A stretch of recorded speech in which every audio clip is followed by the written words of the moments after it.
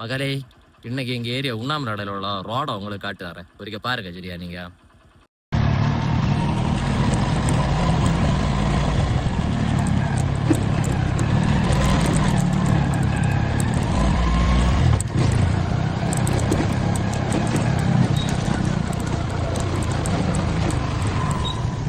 பாத்தியாளமாக்கா, இது வந்து 2 ரோடா பிரியுது. இந்த 2 ரோட்டுக்கு 2 சைடு முடியும் போதும் ஒரு கவர்மெண்ட் ஸ்கூலு, ஒரு பிரைவேட் ஸ்கூலு இருக்கு.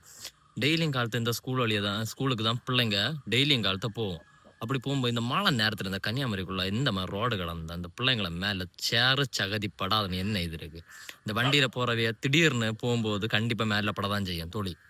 சின்ன குழந்தைகளை மேல படம் அந்த தொழியோட அங்க பிள்ளைங்க போய் ஸ்கூல்ல உட்காரும். அது இல்லாம அவங்கள கூட்டின்னு வர போறது கொண்டுடியது எல்லாமே அம்மா மாறுவலும். அடுத்த இந்த இது ஆட்டோ இதுதான். இந்த இதுல குண்டும் குடியில வண்டி போகும்போது கொஞ்சம் ஒரு ஸ்லிப்பா என்ன ஆச்சுன்னா வீடியோல பார்க்க கிளியரா தெரியல. இதுல வண்டி ஓட்டும்போது ரொம்ப கஷ்டமாக்கா. அதுல எல்லாம் பொண்ணுங்களை வண்டி ஓட்டி ரொம்ப கஷ்டம். பசங்களுக்கே சில இடத்துல அதுவும் இந்த மழை நேரத்துல ரொம்ப கஷ்டம். நாங்க என்ன சொல்லியானா இந்த 5 வருஷத்துல என்ன இல்லை 5 வருஷம் முடியும் போது இந்த ரோடுக்கு பஞ்சர் ஓட்டு வேணும் தெரியுமா? அதுவும் மெயின் ரோடுக்கு மட்டும் தான் பஞ்சர் ஓட்டு வேணும். அங்கங்க குண்டு இருக்க இடத்துல எல்லாம் பஞ்சர் ஓட்டி வேணும். அந்த மாதிரி இல்லாம புதுசா வந்த உடனே இந்த அடிப்படை தேவை என்ன தேவையோ அதை மட்டும் கொஞ்சம் ஸ்பீடா பண்ணா கொஞ்சம் நல்லா இருக்கு இந்த ரோடு. எங்களுக்கு இது என்ன இடம்னா கன்னியாகுமரியில மார்த்தாண்டத்துல உண்ணாமநாடையில விளவங்கோடு தொகுதி சரியா.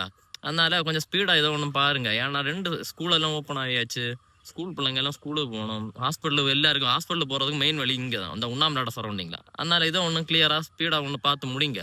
இந்த ரோடு விஷயம் இந்த தண்ணி விஷயம் இதோ இந்த கரண்ட் இதெல்லாம் கொஞ்சம் கிளியரா ஸ்பீடா பார்த்து முடிங்க. இதுல எல்லாம் அடிப்படை விஷயத்துல எப்பவுமே மக்களை அலட்சியப்படுத்தாதுங்க சரியா.